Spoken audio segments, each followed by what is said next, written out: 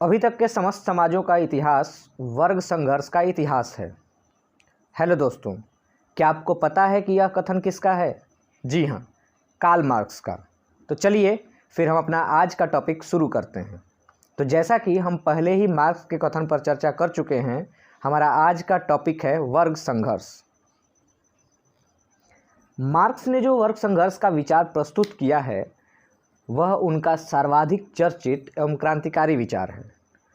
Marks के अनुसार वर्ग संघर्ष ही सामाजिक परिवर्तनों के लिए उत्तरदायी है। अर्थात जब समाज के भीतर विविध वर्गों के मध्य संघर्ष होता है तब समाज में परिवर्तन होते हैं। मार्क्स मानते हैं कि वर्ग संघर्ष आर्थिक प्रक्रियाओं की देन है। जैसा कि हम अपने पहले वीडियो में पढ़ चुके हैं, मार्क्स मानव समाज के समस्त इतिहास को विविध भागों में बांटते हैं, जैसे प्राचीन आदिम समाज, दासत्व समाज, सामंतवादी समाज एवं आधुनिक पूंजीवादी समाज।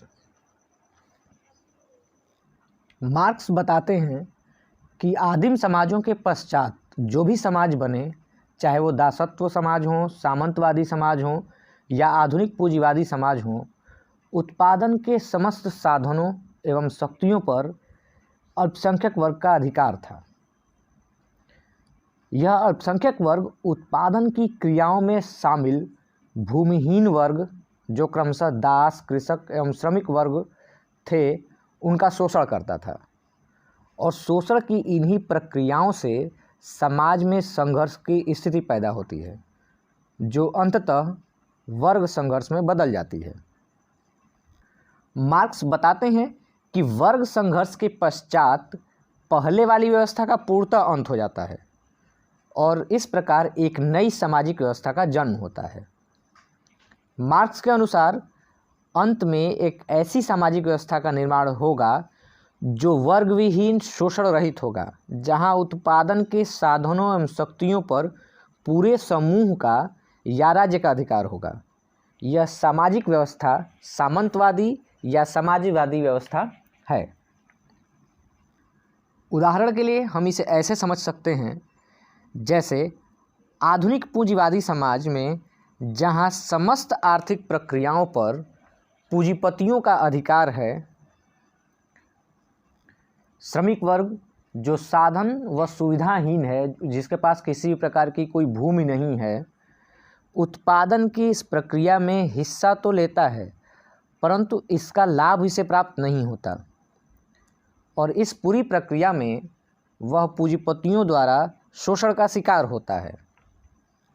परंतु एक समय ऐसा आएगा जब वह अपने अधिकारों के लिए शोषण की समस्त प्रक्रियाओं के विरुद्ध संघर्ष करेगा और एक दिन अंततः बुर्जुआ वर्ग को, जो कि अल्पसंख्यक वर्ग है, जिसने उत्पादन के समस्त साधनों पर अधिकार किया हुआ है, उसको उखाड़ फेंकेगा और उसके बाद एक नई सामाजिक व्यवस्था का जन्म होगा जिसे समाजवाद या साम्यवाद कहा जाएगा। इस प्रकार से मार्क्स के अनुसार वर्ग संघर्ष सामाजिक प्रगति का आधार है। बिना वर्ग संघर्ष के समाज में प्रगति नहीं हो सकती। मार्क्स के अनुसार केवल संघर्ष के द्वारा ही एक वर्ग विहीन, आदर्शवादी, साम्यवादी समाज की स्थापना संभव है।